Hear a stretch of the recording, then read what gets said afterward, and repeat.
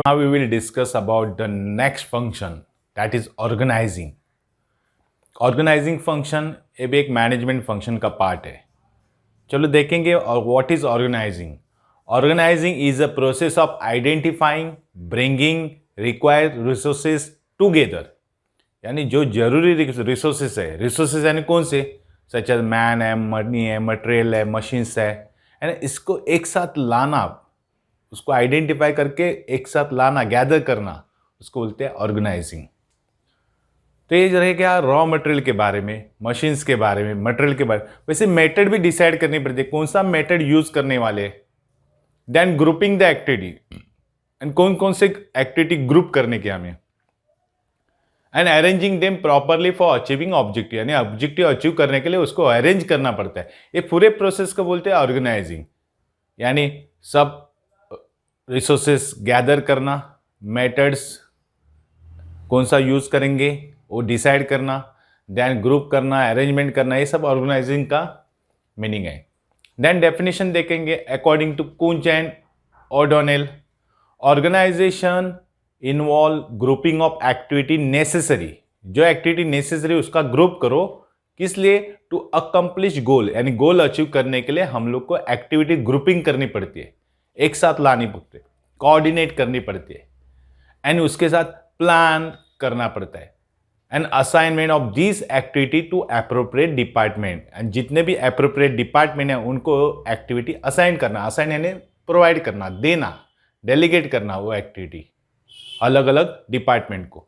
उसके लिए provision of authority, authority की प्रोविजन बनाओ और वो अथॉरिटी डेलीगेट करो. डेलीगेशन यानी वो पर्सन को अथॉरिटी दो जिससे वो काम करेगा.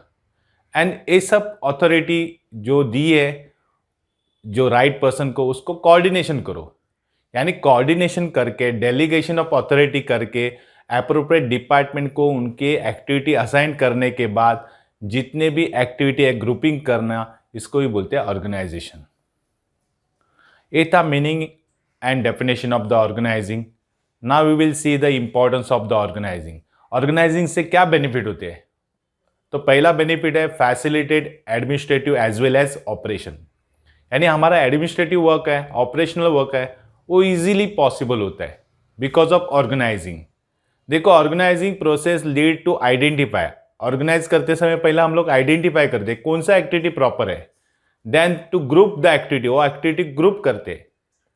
Due to proper grouping of task and the employ, अगर हम लोग एम्प्लॉय प्रॉपर ग्रुप करेंगे, अरेंज करेंगे, टास्क कौन सा किसको देने का वो अरेंज करेंगे, तो there is increase in production बढ़ेगा, रिडक्शन इन वेस्टेज, वेस्टेज भी कम हो जाएगा. And duplication of work is restricted. Duplication of work भी नहीं होगा, रेस्ट्रिक्शन आएगा, लिमिटेशन आएगा उसके ऊपर.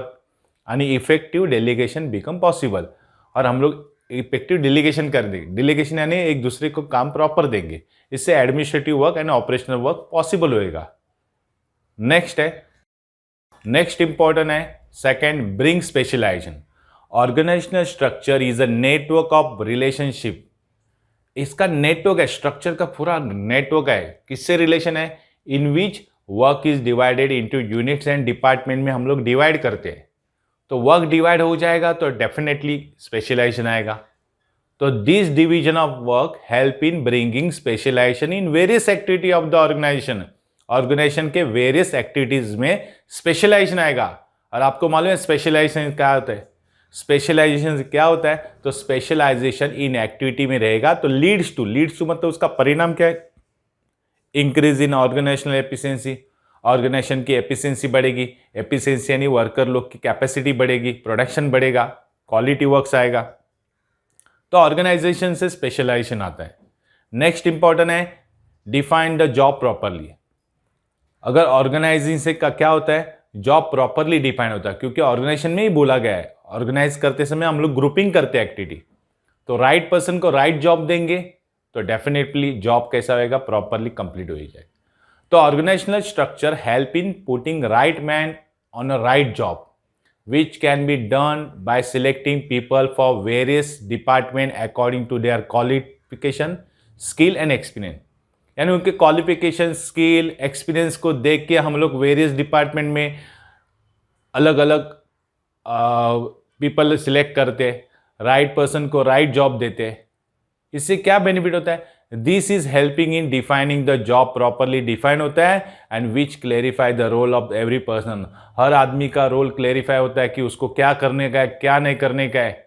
इसमें प्रोडक्शन भी होता है और क्वालिटी वर्क्स हो जाता है। तो फोर्थ इंपॉर्टेंस है ऑर्गेनाइजिंग का, क्लेरिफाई ऑथोरिटी एंड रिस्पॉन्सिबिलिटी। देखो, ऑथोरिटी और रिस्पॉन्सिबिलिटी में क्लेरिफिकेशन होना चाहिए। जिसको ऑथोरिटी दिए उसके बाद रिस्पॉन्सिबिलिटी होनी चाहिए, जिसके बाद रिस्पॉन्सिबिलिटी है उसके बाद ऑथोरिटी होनी चाहिए। तो ये कब पॉसिबल होएगा? हम लोग प्रॉपर ऑर्गेनाइजेशन स्ट्रक्चर बनाएंगे। तो organization structure define the role to every manager को रोल बताता है कि तेरी भूमिका क्या है, तेरा पार्ट क्या है। This can be done by delegating the authority to every manager, यानी हर मैनेजर को उसको ऑथोरिटी मिल जाती है। और clarify the way he has to exercise those power. उसको ऑथोरिटी दिए ना तो उसको क्लेरिफाई भी हो जाता है कि मेरी पावर क्या है एक्सरसाइज करने की, यानी यूज करने की।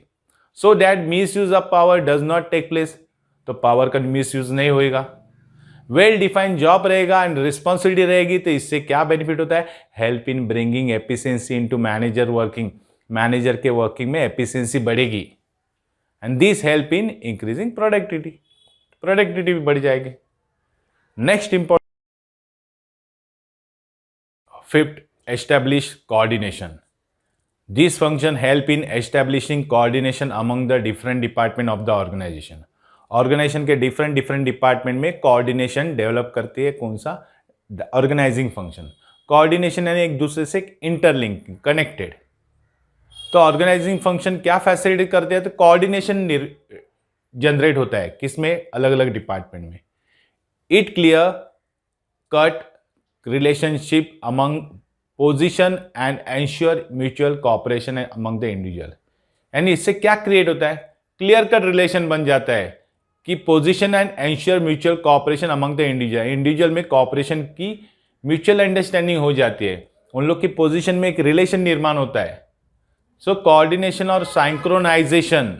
साइंक्रोनाइजेशन यानी हम लोग टीम वर्क से काम करते हैं, उसको बोलते हैं synchronisation between all departments and different level of management is important है for smooth functioning of the organisational activity. यानी ऑर्गेनाइजेशनल एक्टिविटी अगर स्मूथली यानी प्रॉपर चलने की है तो हमें डिफरेंट मैनेजर में कोऑर्डिनेशन होना बहुत जरूरी है। और कोऑर्डिनेशन कैसे पॉसिबल होएगा? Because of organising. ऑर्गेनाइजिंग के कारण कोऑर्डिनेशन होना पॉसिबल होता है। तो ये इंपॉर्टेंट था कोऑर्डिनेशन ऑफ ऑर्गेनाइजेशन का। नेक्स्ट इंपॉर्टेंट है हेल्प फॉर इफेक्टिव एडमिनिस्ट्रेशन। यानी एडमिनिस्ट्रेटिव कैसे इफेक्टिव हो जाएगा? This function determine the different position. अलग अलग पोजीशन क्या है, किसकी है, अलग अलग डिपार्टमेंट किसका है, एक्टिविटीज किसकी है, रोल किसका है, वो are clearly structure, properly clearly structure. यानी ऑर्गेनाइजेशन स्ट्रक्चर में यही है, सबके डिपार्टमेंट, सबकी पोजीशन, सबके एक्टिविटी डिसाइड होते हैं। The utmost care is taken. Utmost care and ज़्यादा से ज़्यादा केयर लेते हैं while placing the right person in a right job with the right authority and responsibility. यानी राइट पर्सन को राइट जॉब देना उसके अथॉरिटी एंड रिस्पॉन्सिबिलिटी के साथ इसके बारे में केयरफुली ऑर्गेनाइज किया जाता है। उससे क्या होता है? दिस ऑल लीड्स टू मतलब उसका परिणाम, इफेक्ट क्या आएगा? Efficient and effective administration. Administration effective चलेगा, एफिशिएंटली चलेगा, और एडमिनिस्ट्रेशन इफेक्टिवली चलता है तो डेफिनेटली ऑर्गेनाइजेशन की इमेज बढ़ेगी, प्रोडक्शन अच्छा होएगा, प्रॉफिट अच्छा होएगा, शेयर मार्केट में उसकी वैल्यू बढ़ जाएगी। नेक्स्ट इंपॉर्टेंस है ऑर्गेनाइजिंग का 7, helpful for growth and diversification. The growth of every organisation.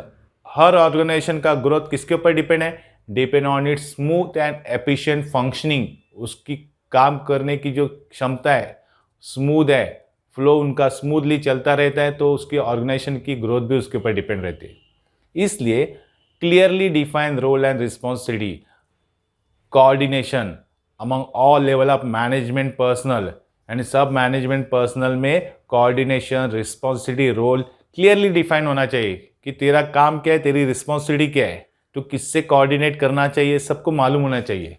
And use of appropriate control technique, यानी प्रॉपर कंट्रोल टेक्निक भी उसको मालूम होनी चाहिए, जिससे क्या आएगा? Bring efficiency at work place में क्या आएगी? एफिशिएंसी आएगी एंड ऑर्गेनाइजेशन ग्रो हो जाएगा as well. This is possible only when, एक कब पॉसिबल होएगा? जब organisation structure is well defined. Organisation structure अच्छा रहेगा तो ही defined. Next important 8, create sense of security, यानी ऑर्गेनाइज प्रॉपर करेंगे तो जो जॉब करने वाले हैं उनको सिक्योरिटी का सेंस आ जाएगा कि मुझे इधर सिक्योर्ड जॉब है, अच्छा जॉब है, सेटिस्फाइड वर्क है।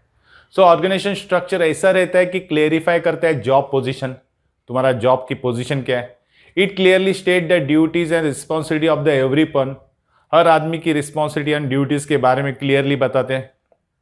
एवरीवन कैन वर्क अकॉर्डिंगली, और उसके हिसाब से सब लोग काम करते हैं। Clarity in job and powers help in increasing the mental satisfaction मिलता है। हमें हमारा जॉब क्या है, हमारी पावर क्या मालूम रहेगा तो सेटिस्फेक्शन मिलता ही है मेंटली।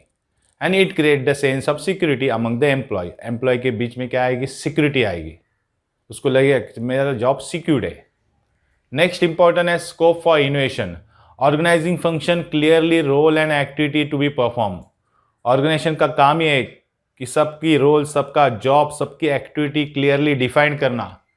इससे क्या होता है, employ can work by using their new ideas, तो एम्प्लॉय भी हमारा काम अच्छा करता है।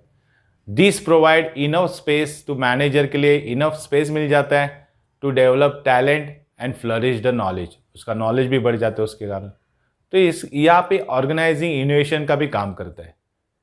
लास्ट है इंपॉर्टेंस ऑर्गेनाइजिंग का, help in optimization of utilization of resources, यानी ऑप्टिमम यूटिलाइजेशन ऑफ रिसोर्सेज मतलब रिसोर्सेज ज़्यादा से ज़्यादा कैसे यूज़ करेंगे, इसके लिए ऑर्गेनाइजेशन हेल्प करती है। This function provide different job to different employ according to job specification. Organization का काम क्या है, डिफरेंट एम्प्लॉय को डिफरेंट जॉब प्रोवाइड करो उसकी कैपेबिलिटी के अनुसार, जिससे क्या होता है, जॉब स्पेशलाइजेशन होता है। Due to this specialization of work become possible होता है। और स्पेशलाइजेशन आ जाएगा तब क्या हो जाता है, this right workforce utilize the other resources, यानी जो राइट वर्कफोर्स हम लोग ने जो सिलेक्ट किए, ऑर्गेनाइज किए, रिक्रूट किए, वो क्या करेगी, यूटिलाइज कैसे करेगी, other resources at its optimum level पे यूज करेगी, यानी ऑप्टिमम यानी अच्छी तरह यूज करेगी, जिसके कारण वही वेस्टेज नहीं हो जाएगा। So that the desire result are achieve हो जाएगा within a defined period, यानी डिफाइंड पीरियड यानी जो डिसाइड हुआ पीरियड में हम लोग का रिजल्ट अचीव हो जाएगा। इसका मतलब हम लोग ऑर्गेनाइजेशन के कारण जॉब स्पेसिफिकेशन आएगा, जॉब स्पेसिफिकेशन के कारण वर्क में एफिशिएंसी आएगी, वर्क में एफिशिएंसी आएगी तो गोल अचीव हो जाएगा।